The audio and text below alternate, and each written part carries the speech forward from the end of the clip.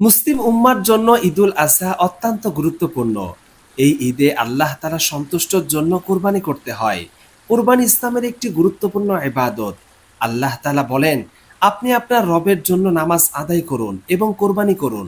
কোরবানি কবুল হওয়ার জন্য একনিষ্ঠতা তথা নিয়ত বিশুদ্ধ থাকা জরুরি।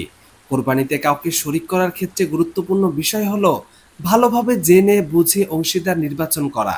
কারণ কোনো শরিকের নিয়ত গলদ হলে কারো কোরবানি শুদ্ধ হবে না।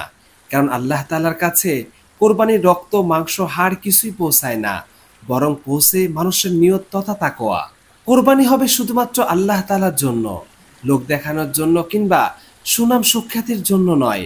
মানুষকে দেখানোর জন্য বাজারের বড় বড় সুন্দর ও দামি পশু জবাই করলেই কোরবানি হবে না, বরং তাতে এখলাস থাকতে হবে, তবেই কোরবানি কবুল হবে।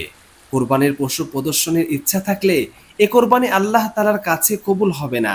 কার কোরবানি আল্লাহ তাআলার কাছে কবুল হবে তাও উঠে এসেছে কোরআনের বর্ণনায়। নিশ্চয় আল্লাহ তাআলা মুত্তাকি, পরেজগার ও সংযমীদের কোরবানি কবুল করে থাকেন। আল্লাহ তাআলা ও তার রাসূলের বিধিবিধান অনুসরণ করা ছাড়া কোনোভাবেই কোরবানি কবুল হবে না। বিষয়টি আল্লাহ তাআলা কোরআনুল কারিমে এভাবে তুলে ধরেছেন যে তার প্রতিপালকের সাক্ষাৎ কামনা করে সে যেন সৎকর্ম করে এবং তার প্রতিপালকের ইবাদতে কাউকে শরিক না করে। যদি কেউ আল্লাহ তাআলার হুকুম পালনের উদ্দেশ্য ছাড়া কোরবানি না করে, শুধু গোশত খাওয়ার নিয়তে কোরবানি করে, তাহলে তার কোরবানি সহি হবে না। তাকে অংশীদার বানালে শরিকদের কোরবানিও কবুল হবে না। হারাম টাকা দিয়ে কেউ কোরবানি করলে তার কোরবানি আল্লাহ তাআলার কাছে গ্রহণযোগ্য হবে না। কেননা আল্লাহ তাআলা পবিত্র, তিনি শুধু পবিত্রতাই গ্রহণ করেন।